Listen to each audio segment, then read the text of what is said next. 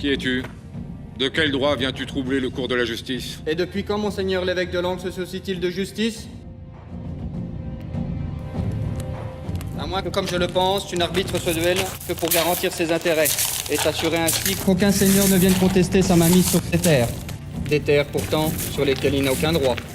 Du moins pas encore. Amoré. Tiber.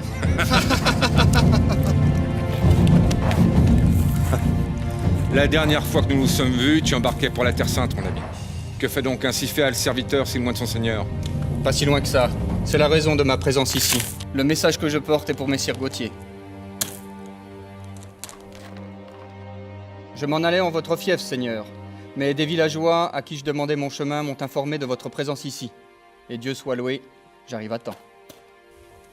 Tiber, prenez le message et lisez-le-moi, qu'on en finisse. Et rappelez vos chiens de garde avant que je ne revienne sur mes engagements. Il n'en est nul besoin, messire Gauthier.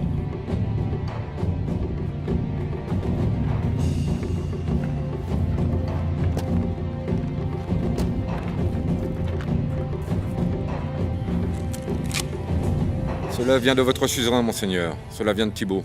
Êtes-vous sûr? Je n'ai pas de secret, pas même pour mes ennemis. Lis!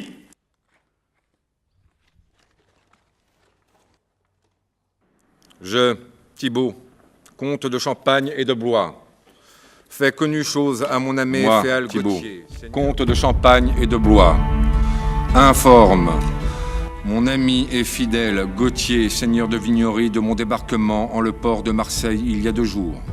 Quelle ne fut pas ma colère quand à peine avais-je posé le pied sur la terre ferme qu'on m'apprit les querelles vous opposant au seigneur Barthélemy de Montsejon.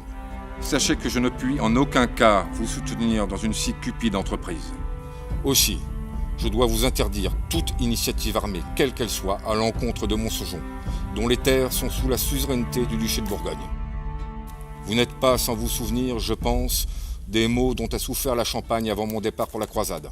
Toute paix reste fragile, et il est exclu que je vous laisse fournir le parfait prétexte au duc Hugues, aux côtés duquel j'ai chevauché en Terre Sainte, pour reprendre les hostilités à notre rencontre. Si vous désobéissez, je ne vous viendrai en aide par aucun moyen que ce soit, et je vous promets dans ce cas que vous assumerez seul les conséquences de vos actes. En outre, je ne saurais que trop vous conseiller d'entreprendre, à vos frais, l'organisation d'un tournoi ainsi que de grandes festivités tenues à Montsejon en preuve de bonne foi, de réconciliation et à des fins d'apaisement. Je ferai étape à Montsejon sur le trajet du retour en Champagne et je constaterai moi-même l'avancée des préparatifs. D'ici là, Amaury demeurera à Montsejon pour veiller à ce que tout se déroule dans la plus grande quiétude et me tenir informé des moindres troubles. Donné à Marseille, le 5 des nonnes d'octobre, l'an 1240.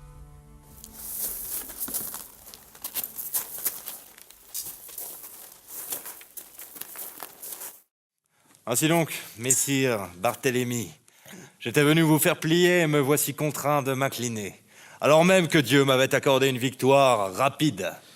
Dieu semble avoir changé ses plans. Eh bien, soit. Je vous offrirai des festoiries qui dépassent l'entendement, ici, en votre fief de Montsejon.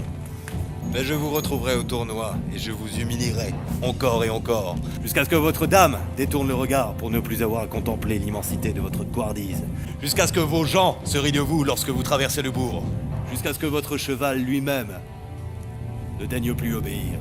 Nous verrons. Pour l'heure, gardez votre venin, faites ce que votre maître ordonne et quittez mes terres prestement.